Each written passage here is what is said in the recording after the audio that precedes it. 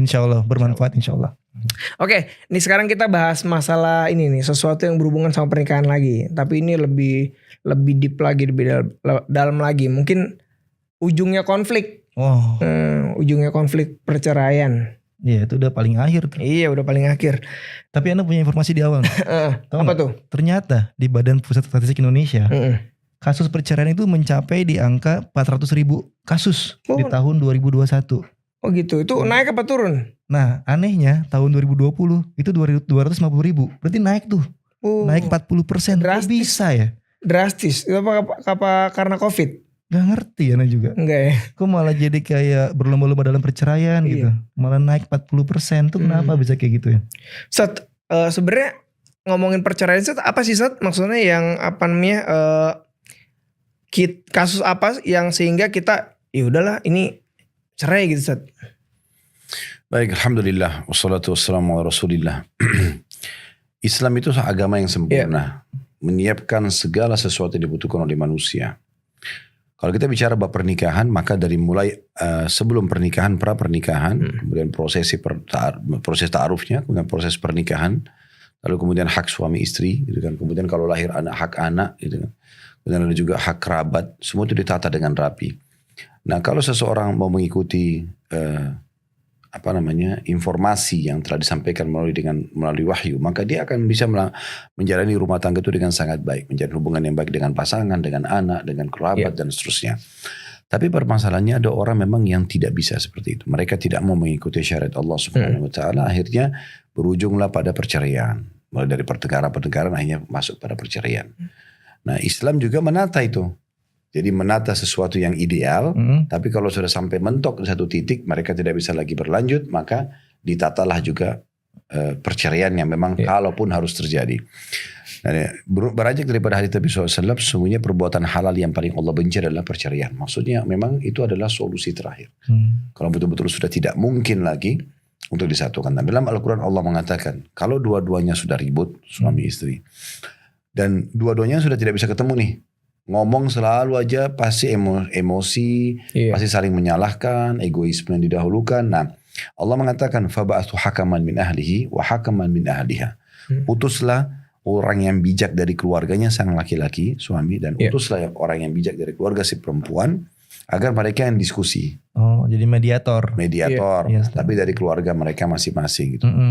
Iyurida islahan yufiqillahu bainahum. Kalau mereka berdua mau baikan, Allah akan berikan taufiknya. Jadi tetap Allah masih memberikan solusi itu. Kalau memang betul-betul sudah tidak mau, ya sudah, baru memang bercerai. Nah, cuman memang cerai dalam Islam ini tidak boleh dijadikan sebagai bahan mainan. Jangan sedikit-sedikit masalah atau marah langsung main cerai gitu kan. Terutama memang bagi kaum laki-laki. Allah Subhanahu wa taala memberikan kita ini, kaum Adam ini itu dominan akal. Makanya perceraian di tangan laki-laki. Mungkin setelah betul-betul sudah tidak mampu lagi mendidik istrinya, menasihatin, meluruskan, ya udah dia terpaksa ucapkan kalimat talak itu, ya kan? Dan umumnya laki-laki itu tidak akan mengucapkan kalimat cerai kalau hanya masalah-masalah yang sepele. Dan tidak diberikan pada wanita karena wanita ini dominan perasaan. Nah, kalau telat sedikit suaminya datang mungkin sudah diceraikan. Hari bisa diceraikan 10-20 kali kalau perempuan.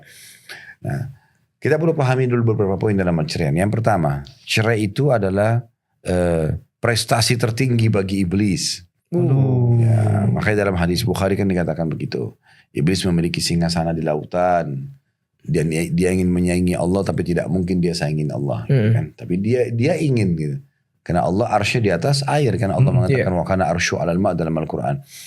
Nah, kemudian kata Nabi SAW, setiap hari anak cucunya datang melapor. Saya baru membuat orang membunuh, memukul, mencuri, berzina, semua itu dianggap biasa. Sampai ada yang mengatakan, saya baru menceraikan suami istri.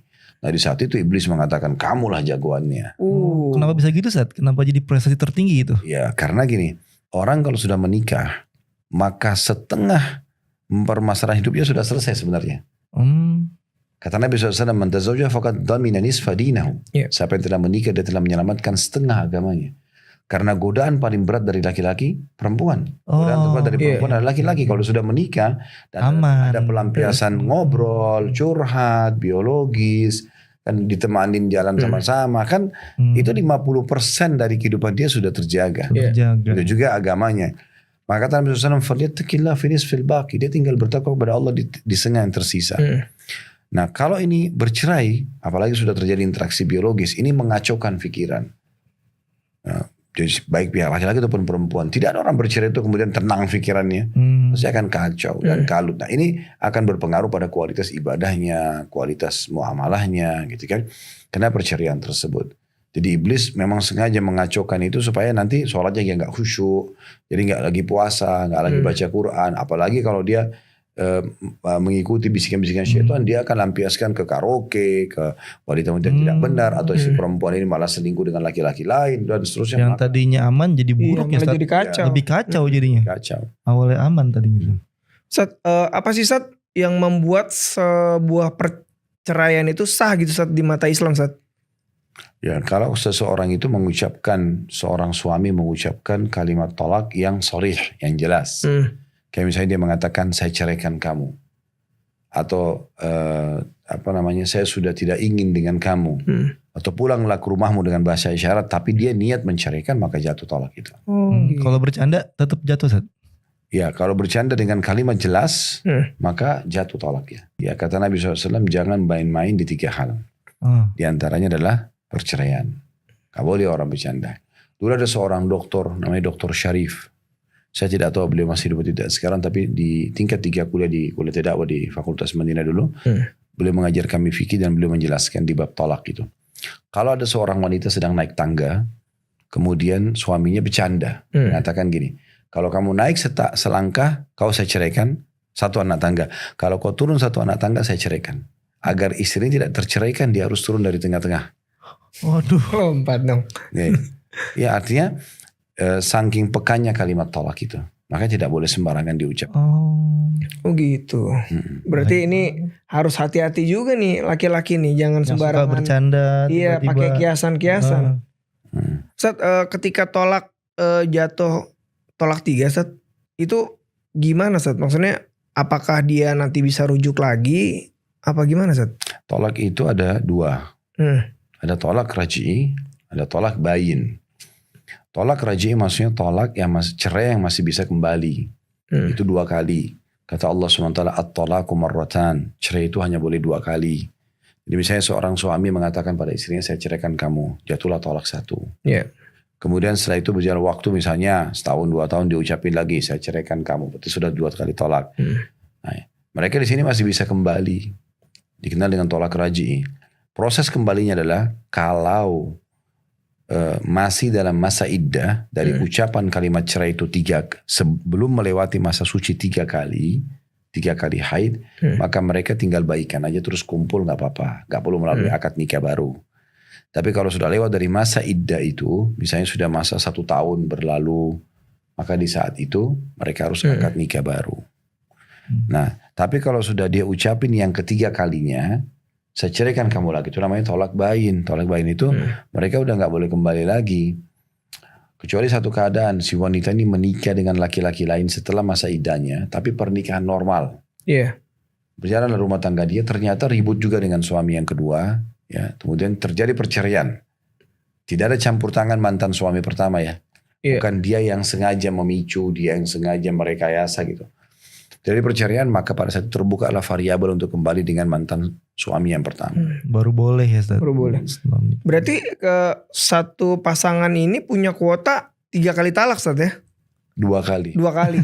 3 itu udah harus nunggu nikah lagi. Enggak, maksudnya ibaratnya gitu. Jadi selama sepanjang hidup itu kan kadang-kadang ada orang gak tahu nih. Saya ceraikan kamu, ntar rujuk lagi. Saya ceraikan kamu, ntar rujuk lagi. Saya ceraikan sampai berkali-kali Ustaz kadang-kadang. Bisa, itu gak boleh. Makanya kita harus tahu. Ibaratnya gini, kalau kita masuk di satu perusahaan, kita harus tahu apa nih yang saya buat di perusahaan ini, kemudian saya bisa dipecat karenanya. Kan dia harus tahu, misalnya peraturan perusahaan tidak boleh telat sampai 3 kali berturut-turut. Dia tetap telat 3 kali, dia harus siap konsekuensinya di PHK. Nah seperti itu dia harusnya tahu, kalau dia sholat, dia harus tahu apa yang membatalkan sholatnya. Dan tidak boleh dia bilang, oh saya tidak tahu. Gimana dia kan bisa baca, bisa cari tahu. Itu juga dengan pernikahan, perceraian. Dia harus tahu. Ini perceraian ini apa nih? Nah, kayak sekarang kita sedang bahas. Gitu. Harus setiap musim itu sudah di luar kepala dia. Ini harus difahami benar. Karena ini masalah halal atau tidak buat biologis mereka. Itu balik lagi ke ilmu tuh. Kalau seorang perempuan boleh minta cerai, Ustaz? Nah, itu harus ada syarat. Ya. Kalau tidak harus ada udzur maksudnya. Kata Nabi SAW, wanita manapun yang minta cerai tanpa udzur maka haram baginya bau surga. Dia tidak boleh sembarangan. Berat banget. Ya, pulangkan saya, itu nggak boleh sembarangan. Makanya karena cerai ini sangat dibenci oleh Allah. Allah nggak mau itu terjadi. Udah baikan aja, kenapa sih? Kenapa nggak ngomong baik-baik? Iya. Selama dia normal, dia berakal, bisa saya kita ajak ngomongkan masalahnya apa sih? Dan rumah tangga itu harus difahami. Setiap hari harus membuka lembaran baru. Proses ta'aruf lagi berjalan yang sebenarnya justru mulai akad nikah sampai salah satunya meninggal dunia. Ini harus ada pemahaman ini. Jadi yang benar memaafkan, yang salah minta maaf, buka lembaran baru lagi. Iya. Begitu terus sampai salah satunya meninggal dunia. Kalau misalnya suaminya nggak mau sholat, mabuk-mabukan, pulang kasar, KDRT dan lain-lain, itu gimana istrinya? Sikap si istri? Ya, dia ingatkan nasihat, kalau tidak mau dengar cerai. Dia ajukan ke Pak Hakim. Dia nggak bisa, namanya khulu. Dia nggak bisa ceraikan sendiri, tapi dia bisa ngajukan khulu. Khal artinya menarik pihak wali di hakim itu, atau disilakan wali dalam bahasa Arab, itu bisa menarik haknya suami. Ya, kalau memang terbukti ternyata memang suami itu KDRT, mabuk, tidak sholat, maka boleh saja gitu. Kalau terbukti nggak apa-apa. Berarti yang tadi diharamkan bau surga itu nggak berlaku, Ustaz? Enggak. Itu hanya kalau perempuan tanpa sebab, hanya karena suka laki-laki lain, ya, hanya karena dia melihat suaminya tadinya ada permintaan dia misalnya, tapi suaminya tidak penuhi, sementara itu bukan kewajiban, tapi tetap dia paksakan, itu nggak boleh. Dia harus ini, Sat, harus balikin maharnya lagi, Sat. Mahar yang suaminya kasih dulu. Ya, kalau dia yang minta cerai. Oh gitu. Berarti itu opsi terakhir tuh ya? Iya. Karena pernah memang ada seorang wanita begitu di zaman Nabi SAW, dia minta diceraikan oleh suaminya. Maka Nabi SAW tanya suaminya, ini si istrimu minta cerai. Gimana? Dia bilang, tidak ada ya Rasulullah, asal dia kembalikan mahar saya. Itu kebetulan dikasih satu kebun kurma. Maka Nabi SAW tanya wanita itu, kamu mau gak kembalikan maharnya? Dia bilang boleh. Ya udah dikembalikan maharnya. Lalu jatuhlah tolaknya gitu. Sat, kalimat apa sih, Sat? Contohnya, Sat, yang kira-kira menjadi apa namanya pintu perceraian. Kan kadang-kadang suami kadang-kadang cuma pakai kiasan tuh. Yaudah sana beresin pakaian kamu gitu. Itu termasuk perceraian, kalimat perceraian gak, Sat? Dia niat gak? Kalau dia niat menceraikan. Jadi bedain kalimat yang jelas, saya ceraikan kamu. Ya. Maka itu jelas jatuh talak. Gitu, udah kan? Pasti itu talak. Ya. Tapi kalau dia pakai bahasa isyarat, pulanglah ke rumahmu. Kemas aja pakaianmu. Saya udah gak mau sama kamu. Kan bahasa-bahasa isyarat. Nah itu semuanya tidak jatuh talak kalau selama dia tidak niatkan cerai. Mungkin dia hanya emosional gitu kan. Oh, berarti dalam kondisi emosi talak itu gak berlaku. Perceraian gak berlaku, Ustaz ya? Nah itu ada bahasan sendiri ulama. Kalau seandainya emosi itu memang yang sampai pada di luar kontrol. Misalnya dia benar-benar marah besar, kalut gitu. Yang dia itu memang tidak sadar dengan mengucapkan kalimat itu. Tapi kalau dianggap dia cuma marah-marah sedikit, kemudian dia mengatakan saya ceraikan kamu, jatuh talaknya. Waduh. Ya, jadi gini, tapi yang begini, yang perlu dipahami adalah untuk apa menikah kalau cerai gitu? Iya. Orang menikah itu, kita sebagai laki-laki menikahi seorang wanita kan untuk menikmati waktu bersama dia kan. Kembali kepada asas itu. Kita tujuannya untuk saling sentuhan, cumbuan kan gitu. Sama-sama membina rumah tangga, suka dukanya sama-sama ya kan. Saling menasihatin, saling melindungin.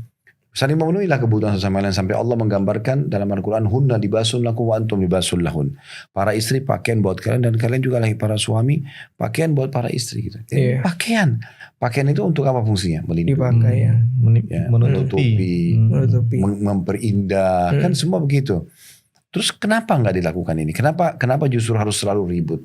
Kenapa nggak kalau ada masalah pegang tangannya pasangan? Kok saya nggak tenang ya? Ada kasus ini, benar nggak sih? Tenangin saya nih. Saya dia dengar gosip atau dia apa gitu kan.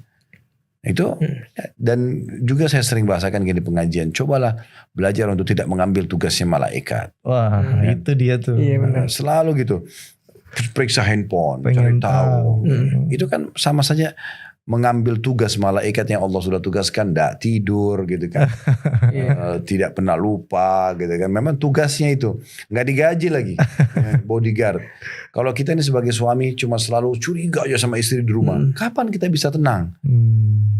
Begitu juga seorang istri, kapan dia bisa tenang kalau selalu dia curiga suaminya di luar sana? Udah biarin aja, ada Tuhannya kok. Iya.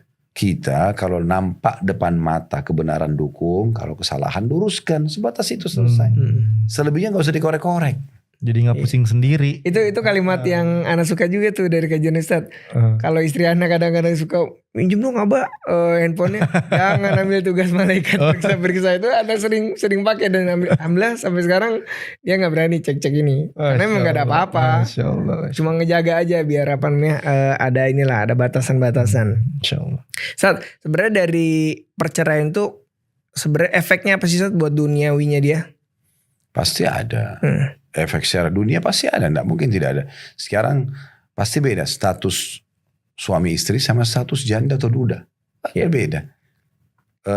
Misalnya kita ketemu di jalan sama seseorang, lalu kita tanya, orang subhanallah itu kalau sudah menikah itu mulia sekali. Misal ada orang fisiknya mungkin kecil, mungkin pas wajahnya biasa, tubuhnya biasa, mungkin juga pendidikannya tidak ada. Ya. Tapi dia jalan, dia hamil misalnya seorang wanita atau bawa anak. Statusnya istri atau statusnya ibu, pasti orang muliakan gitu. Seorang laki-laki juga sama, walaupun dia masih muda, walaupun mungkin secara fisik dia kurang, tapi orang yang sudah menikah, sudah ada istrinya. Itu beda dengan orang walaupun cantik, walaupun gagah, ditanya sudah menikah belum, doain ya, pasti beda. Begitu juga orang tanya sudah menikah, oh iya tapi saya baru cerai, jadi janda, duda gitu kan. Iya. Kalau bukan jadi bahan olokan, jatuh aja di mata orang. Janda ya. Duda kan jadi bahan olokan.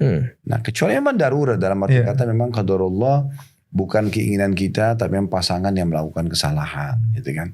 Itu penting. Makanya saya pada saat menikah saya bilang sama istri saya, kalau dari saya tidak akan ada ucapan kalimat cerai, kecuali penyebabnya adalah kamu.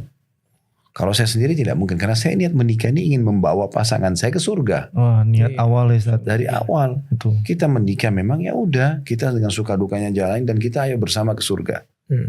Bahu-membahu. Untuk apa ribut-ribut? Kan indah sekali itu rumah tangga kalau saling merangkul, saling mengejar pahala satu sama yang lain. Bagaimana berlumba-lumba memberikan yang terbaik buat pasangan kan. Indah banget. Pelukan lah, pengorbanan lah dan segala macam. Itu kan indah sekali rumah tangga itu. Berpahala, kebahagiaan ada. Jadi itu juga menutup pintu-pintu syaitan. Jangan sedikit-sedikit curiga, sedikit-sedikit selalu nyari masalah. Ada orang pakai manajemen konflik dalam rumah tangga mereka. Ini tidak baik. Saya pernah waktu S2 subhanallah nulis makalah tentang manajemen konflik. Di situ pertama kali saya tahu manajemen konflik itu. Itu kalau tidak salah di tahun 2000 ya, tahun 2000 waktu itu. Itu dosen kami profesor dari bidang ekonomi sempat bilang, dibagilah judul-judul, kemudian saya dapat manajemen konflik ini apa sebenarnya?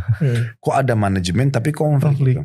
Setelah saya coba susun dari beberapa buku referensi, memang di Amerika itu ada satu sistem di manajemen perusahaan, namanya manajemen konflik. Mari dibuat. Itu pun di Amerika itu ditentang oleh banyak pakar-pakar ekonomi gitu. Apa itu manajemen konflik? Seorang pemimpin perusahaan atau owner perusahaan merasa perusahaannya tidak sehat kalau tidak ada konflik. Maka dia sengaja lahirkan konflik. Kayak sengaja dia taruh dompetnya, sengaja dia ributkan buat yang pegawai ini curiga sama pegawai yang itu, saling memata-matai. Dengan itu dianggap sehat perusahaannya karena ada persaingan di dalam, ya kan? Ada konflik. Nah itu sebenarnya tidak benar. Dalam Islam tidak ada itu. Kita kan dilarang memata-matai, dilarang sengaja mencari-cari kesalahan. Kan wala tajassasu, jangan kalian saling memata-matai. Nabi SAW mengatakan la tajassasu, jangan saling memata-matai. Jadi memang kita dilarang. Yang nampak depan mata itu yang kita dukung kalau benar dan ingatkan kalau salah. Sampai Nabi SAW melarang sekali itu. Janganlah seorang suami sengaja mencari-cari atau memata-matai istrinya. Sampai kan beliau mengatakan dalam hadis lain, kalau seseorang sedang datang dari safar, maka jangan dia masuk ke rumahnya sampai dia menginformasikan dulu pada istrinya. Riwayat lain di malam hari, gitu kan? Agar apa tujuannya? Istri sempat menyisir rambutnya dan mencukur bulu kemaluannya, supaya dandan dulu, rapi dulu. Jangan lihat buruk ya berantakan rambutnya nanti kamu jadi gak suka. Nah, itu luar biasa. Jadi tidak usah buat kejutan-kejutan datang tiba-tiba. Gitu. Malah jadi musibah ntar. Ya. Kenapa kita, mana lebih baik kita disambut dalam kondisi dia ada apanya, apa adanya, maksudnya pakai daster berantakan. Dengan kita datang dia sudah dandan bersih. Enak yang dandan dong. Ya makanya beritakan aja sama dia kan gitu. Maksudnya di sini kita lihat bagaimana Islam datang betul-betul menutupi sekali celah-celah agar jangan sampai mereka bertengkar, mereka ribut dan hal seperti itu sampai diatur ya dalam Islam ya. Iya. Masya Allah. Nih ngobrolin kayak gini Anda jadi muhasabah. Muhasabah ini apa namanya, ada nggak nih kalimat-kalimat yang nggak sengaja keucap gitu? Wah nih. Jangan sampai. Iya, soalnya kan nggak niat. Iya nggak niat juga bener sih. Tapi takutnya gitu. Pokoknya semua permasalahan pecahkan baik-baik. Iya. Jadi solusinya itu komunikasi yang baik. Tadi jangan ambil tugasnya malaikat tuh teman-teman. Bener, komunikasi, saling memberikan hak-hak suami atau istri yang terbaik saatnya. Jadi agar tidak terjadi nih manajemen konflik. Karena baru denger nih apa namanya istilah manajemen konflik. Ternyata konflik aja ada manajemennya. Luar biasa. Ustaz atau Ustaz sebagai penutup Ustaz, tips and triknya Ustaz menjalani rumah tangga agar tetap harmonis. Iya benar, agar angka perceraian turun nih. Iya benar. Dari tahun-tahun sebelumnya. Yang pertama ikhlas. Ikhlas, karena berumah tangga atau menikah itu kan ibadah. Jadi sama dengan sholat, sama dengan puasa, semua ini juga ibadah. Kata Nabi SAW, Inna Allah la yaqbalu amalan illa ma kana khalisan liwajhi, dalam hadis Abu Daud. Allah tidak akan terima amal kecuali yang ikhlas karenanya. Maksudnya diterima sini adalah Allah tidak akan berkahi, ya. Allah tidak akan berikan balasan sempurna. Jadi harus ikhlas. Ikhlasnya itu bukan, kita ini menikah bukan karena suka dengan pasangan, bukan karena kesuruhan orang tua, bukan karena suka sama keluarga mereka, keluarga pasangan atau misalnya mertua kita.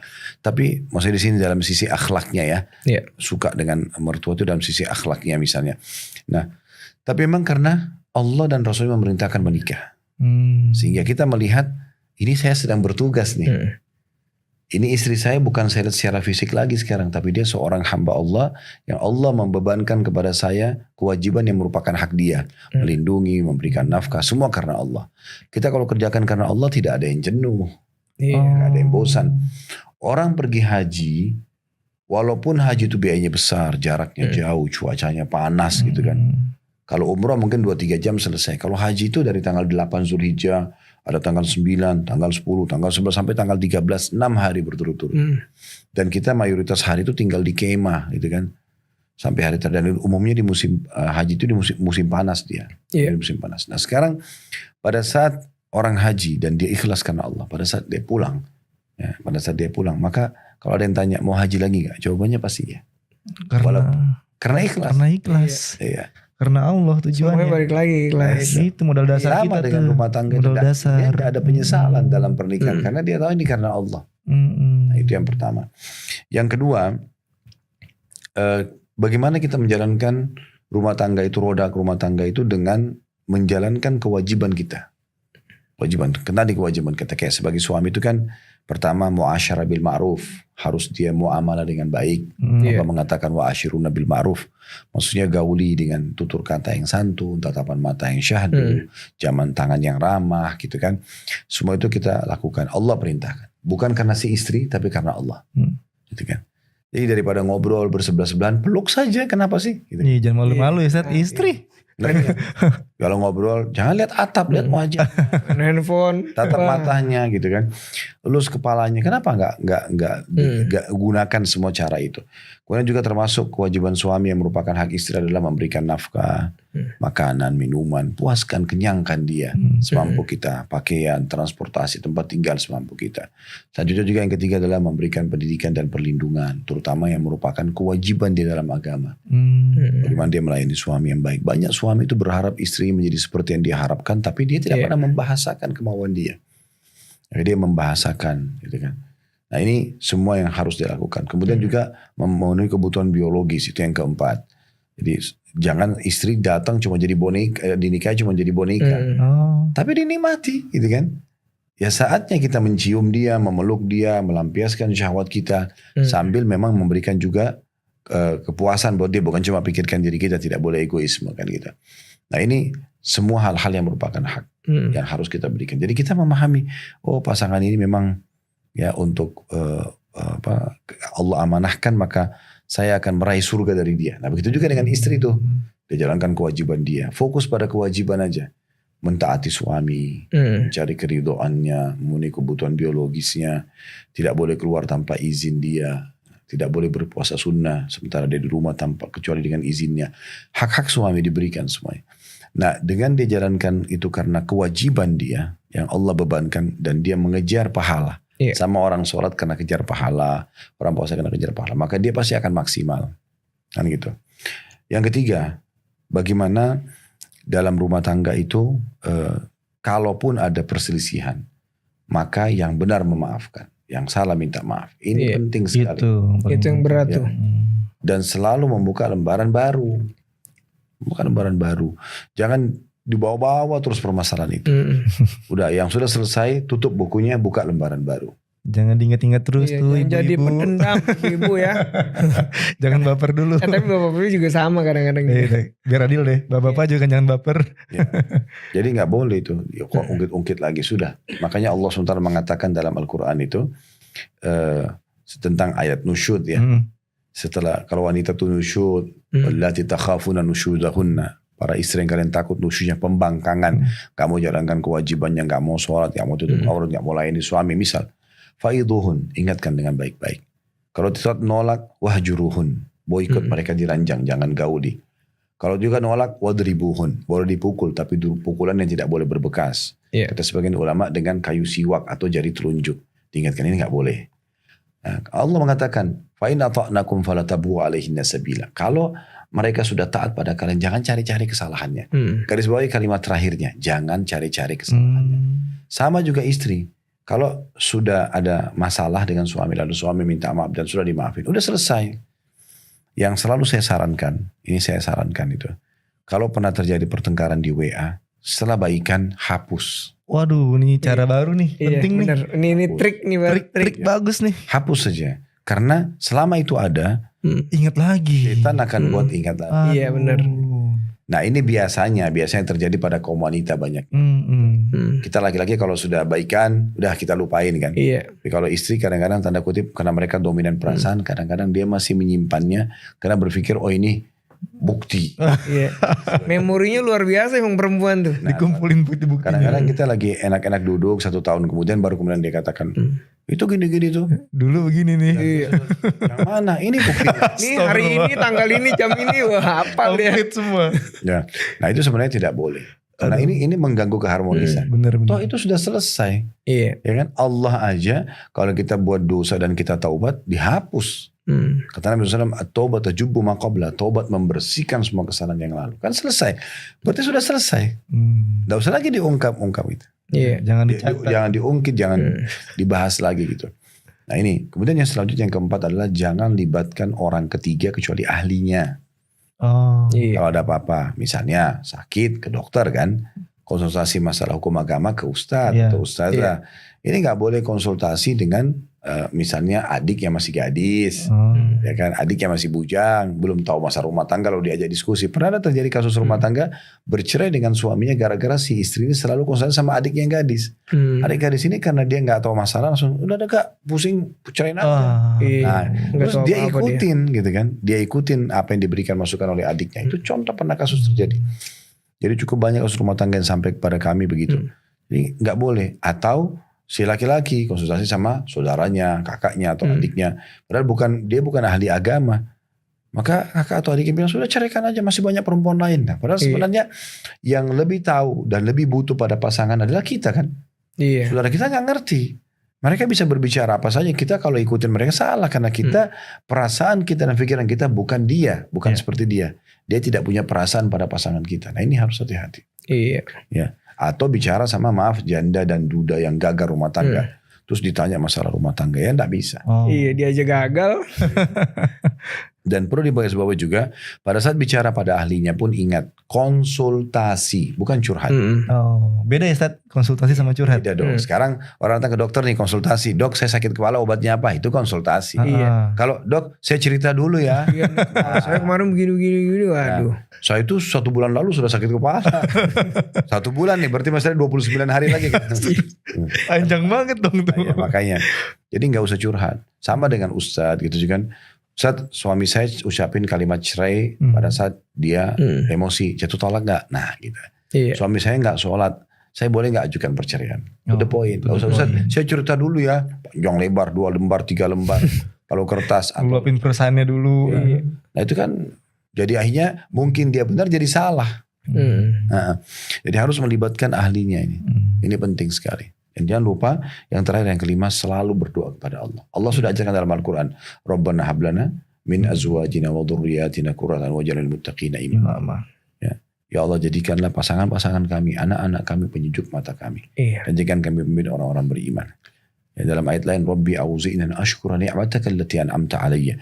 Ya Allah, mudahkanlah aku untuk mensyukuri nikmat yang kau limpahkan kepadaku. Wa ala walidayya, dan kepada kedua orang tuaku. Anak mana salihan tarda, dan supaya aku melakukan amal saleh yang kau ridhai. Wa aslih fi dzurriyyati.